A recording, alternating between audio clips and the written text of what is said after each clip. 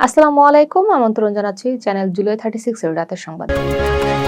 ঢাকা 17 আসনের জামায়াত প্রার্থী এস.এম. খালেদুজ্জামান ক্যান্টনমেন্টে গানম্যান নিয়ে প্রবেশের সময় সেনা সদস্যের সঙ্গে তর্কে জড়িয়েছেন। তিনি উত্তেজিত হয়ে বলেন, আপনারা দেশকে ধ্বংসের দিকে নিয়ে যাচ্ছেন। ঘটনাটি একটি ভিডিওতে ধরা পড়েছে। এ সময় সেনা সদস্যকে ঊর্ধ্বতন কর্মকর্তার সঙ্গে ফোনে কথা বলতে দেখা যায়। মুন্সিগঞ্জে শ্রীনগরে একটি মার্কেটের জমি নিয়ে বিরোধের জেরে মোহাম্মদ আলমগীর নামে এক ব্যক্তি নিহত হয়েছেন। আজ মঙ্গলবার ভোরে উপজেলার বালাসুর এলাকায় এই ঘটনা ঘটে। ঘটনায় আরো 13 জন আহত হয়েছেন।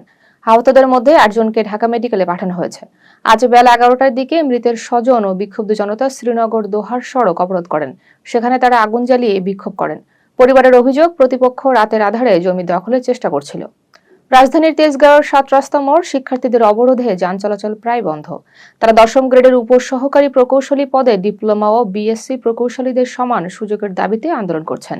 আন্দোলনকারীরা সুপারিশ বাতিল না হলে কঠোর আন্দোলনের হুঁশিয়ারি দিয়েছেন। মুন্সিগঞ্জের ঢাকা ভাঙ্গা এক্সপ্রেসওয়েতে মোটরসাইকেল নিয়ন্ত্রণ হারালে 2 জন নিহত হন। নিহতরা হলেন মোহাম্মদ আরিফ এবং মোহাম্মদ মামুন। মোটরসাইকেলটি রেলিংয়ে ধাক্কা খেয়ে 2 জন ঘটনাস্থলেই মারা যান। ফায়ার সার্ভিসের কর্মকর্তা ঘটনাস্থল থেকে মরদেহ উদ্ধার করেছে। সুপ্রিম কোর্টের হাইকোর্ট বিভাগের বিচারপতি মামুনুর রহমান বিনা অনুমতিতে প্রায় 1 বছর বিদেশে থাকার পর পদত্যাগ করেছেন। তিনি কানাডা থেকে রাষ্ট্রপতির কাছে পদত্যাগপত্র পাঠিয়েছেন। সুপ্রিম জুডিশিয়াল কাউন্সিল তার অনুপস্থিতি নিয়ে তদন্ত শুরু করেছিল। র্যাপিড অ্যাকশন ব্যাটালিয়ন র্যাব এখন থেকে স্পেশাল ইন্টারভেনশন ফোর্স এসআইএফ নামে পরিচিত হবে। স্বরাষ্ট্র উপদেষ্টা লেফটেন্যান্ট জেনারেল জাহাঙ্গীর আলম চৌধুরী এই পরিবর্তনের কথা জানিয়েছেন। নতুন নামের লক্ষ্য বাহিনীকে আরও কার্যকরভাবে অভিযান পরিচালনা করা। ডিএমপি রাজধানীতে পবিত্র শবে বরাত উপলক্ষে সব ধরনের আতশবাজি, পটকা, ফানুস ও গ্যাস বেলুন উড়ানো নিষিদ্ধ করেছে। নিষেধাজ্ঞা মঙ্গলবার সন্ধ্যা 6টা থেকে পরদিন সকাল 6টা পর্যন্ত কার্যকর থাকবে। আইন অমান্য করলে শাস্তিমূলক ব্যবস্থা নেওয়া হবে। দর্শক, এখন জানিয়ে দিব নির্বাচনী সংবাদ।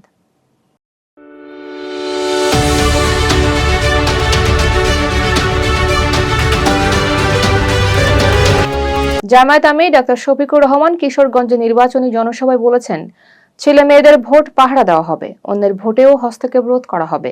তিনি যুবকদের ক্ষমতায়ন ও শিক্ষার মাধ্যমে শক্তিশালী করার প্রতিশ্রুতি দিয়েছেন। প্রশাসনকে নিরপেক্ষ থাকার আহ্বান জানানো হয়েছে। ঢাকা 9 আসন থেকে স্বতন্ত্র প্রার্থী তাসনিম জারা নির্বাচনী ইস্তেহার ঘোষণা করেছেন। তার 6 দফার মধ্যে রয়েছে সেবা নেই, বিল নেই, নীতি, মাদক ও সন্ত্রাসমুক্ত এলাকা গড়া, শিক্ষা প্রতিষ্ঠানে এমপির সুপারিশ ও কোটা বাতিল।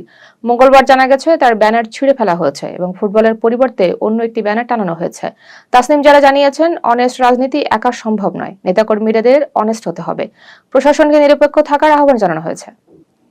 আসন্ন নির্বাচনে নেত্রকোনা 2 আসনে ভোটার সংখ্যা 5,02,438 জন। প্রধান প্রতিদ্বন্দ্বিতা হবে বিএনপি ডক্টর আনোয়ারুল হক এবং জামায়াত সমর্থিত এনসিপির ফাহিম রহমান খান পাঠানের মধ্যে। ভোটারদের মধ্যে তরুণদের ভোট বিশেষ ভূমিকা রাখতে পারে বলে মনে করা হচ্ছে। কক্সবাজার 4 আসনের বিএনপি প্রার্থী শাহজাহান চৌধুরীকে আচরণবিধি লঙ্ঘনের অভিযোগে নোটিশ দেওয়া হয়েছে। তিনি লিখিত জবাব দিতে 3রা ফেব্রুয়ারি জেলা আদালতে হাজির হয়েছেন। অভিযোগে বলা হয়েছে, তিনি নির্বাচনী পথসভায় নারী বিদ্বেষী বক্তব্য দিয়েছিলেন। ফরিদপুর 3 আসনের বিএনপি প্রার্থী চৌধুরী নায়াব ইউসুফের নির্বাচনী ক্যাম্পে আগুন লেগেছে। স্থানীয়রা অভিযোগ করেছেন, আগুন পরিকল্পিতভাবে দেওয়া হয়েছে। আগুন নিয়ন্ত্রণে আনার পর স্থানীয় নেতারা ক্ষোভ প্রকাশ করেন। নির্বাচনী পরিবেশ শান্ত রাখতে প্রশাসন সতর্ক রয়েছে। এখন জানিয়ে দিব আন্তর্জাতিক সংবাদ। যুক্তরাষ্ট্র চীনের প্রভাব মোকাবেলায় ভারত কেন্দ্রিক কৌশল গ্রহণ করছে। ফেব্রুয়ারিতে ভারত ও চীন সম্পর্ক ও ইন্দো প্যাসিফিক অঞ্চলে শক্তি ভারসাম্য নিয়ে প্রকাশ্য শুনানি অনুষ্ঠিত হবে।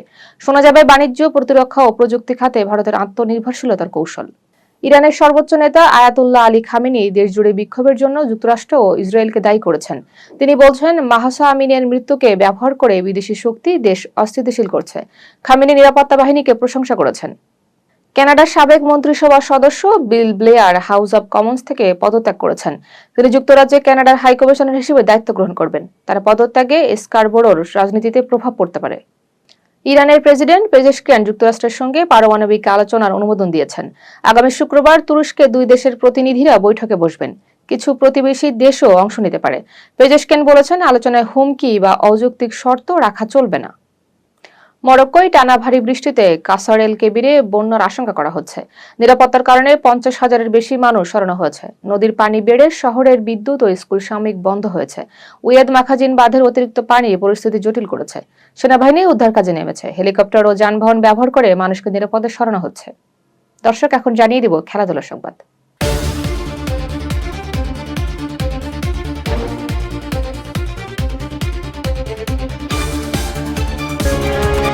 পাকিস্তান টি-20 বিশ্বকাপে ভারতের বিপক্ষে খেলবে না।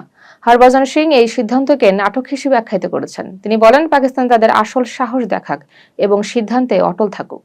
পাকিস্তান টি-20 বিশ্বকাপে ভারতের বিপক্ষে ম্যাচ খেলবে না। শহীদ আফ্রিদি বলেন, সিদ্ধান্তের সঙ্গে পাকিস্তান কৌশল দেখাচ্ছে, তবে সাধারণ দর্শকদের বিভ্রান্তি হতে পারে। পিসিবি শাস্তির ভয়ে ভীত নয়, তবে সরকারের সিদ্ধান্ত সমর্থন করছে। সৌদি প্রো লিগে আল নাসর রোনাল্ডোকে ছাড়া আল রিয়াদের বিপক্ষে জয় পায়। কোচ জানিয়েছে, দল বদলের ধীরগতির কারণে রোনাল্ডো খেলায় অংশ নেননি। মাঠের জয় সত্ত্বেও ক্লাবের ভেতর অস্থিরতার ইঙ্গিত দেখা দিয়েছে। ফিফা বিশ্বকাপের প্রস্তুতিমূলক ম্যাচে ইংল্যান্ড দল 2টি জয় ও 1টি ড্র অর্জন করেছে। কোচ গ্যারেথ সাউথগেট খেলোয়াড়দের সামঞ্জস্যতা পরীক্ষা করতে প্রস্তুতি ম্যাচকে গুরুত্বপূর্ণ বলে উল্লেখ করেছেন। দর্শক, এতক্ষণ সাথে থাকার জন্য ধন্যবাদ।